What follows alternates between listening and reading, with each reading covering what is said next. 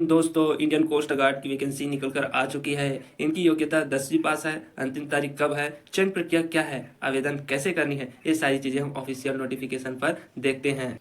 आइए दोस्तों, देखते हैं इंडियन कोस्ट गार्ड की ऑफिशियल नोटिफिकेशन। इसमें हम देखते हैं ऑनलाइन एप्लीकेशन जो है आपका 8 सितंबर से 22 सितंबर होने वाला है। इसमें हम एजुकेशन क्वालिफिकेशन की बात करते हैं तो आपका नाविक डोमेस्टिक ब्रांच के लिए 10th पास मांगा गया है। नाविक जनरल ड्यूटी के लिए आपका 10+2 विथ मैथ्स एंड फिजिक्स है, मतलब आप 12वीं के साथ गणित और फिजिक्स से पढ़े हुए होना चाहिए। यांत्रिक की बात करते हैं तो आपका क्लास 10 पास होना चाहिए और साथ में आपका 3 वर्ष या 4 वर्ष का डिप्लोमा में इलेक्ट्रिकल, मैकेनिकल, इलेक्ट्रॉनिक्स या टेलीकम्युनिकेशन में आपका इंजीनियरिंग होना चाहिए।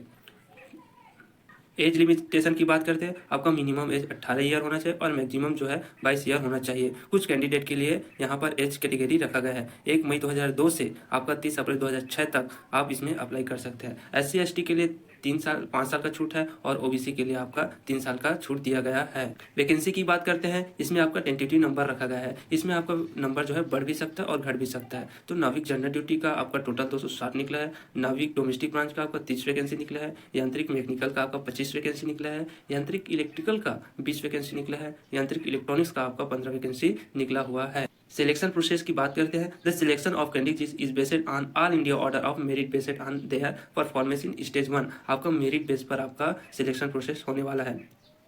4 स्टेज में आपका सिलेक्शन होने वाला है। दोस्तों चलिए जानते हैं कौन कौन से स्टेज है। स्टेज 1 में कंप्यूटर बेस्ड एग्जाम होने वाला है, जिसमें आपका डॉक्यूमेंट वेरिफिकेशन होगा, जिसमें आप पास या फेल हो सकते हैं। उसके बाद आपका बायोमेट्रिक रिकॉर्डिंग देखेंगे। स्टेज 2 में जाते हैं तो आपका एग्जाम होगा।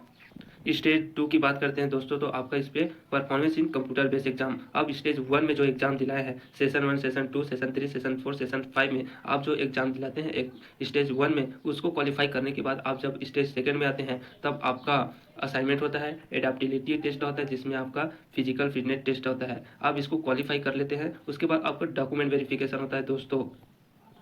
स्टेज 2 में चौथा आपका इनिशियल मेडिकल एग्जामिनेशन होता है। उसके बाद आपका preparation of final merit list of stage 3, अर्थात आपका स्टेज 3 आपका फाइनल मेरिट के आधार पर निकलेगा दोस्तों। फिर आपका final medical at NIS Chilka में निकलता है। फिर आपका ट्रेनिंग निकलता है। तो हाउ टू अप्लाई, आप join Indian Coast Guard .cda.in/CGEPT में अप्लाई कर सकते हैं दोस्तों।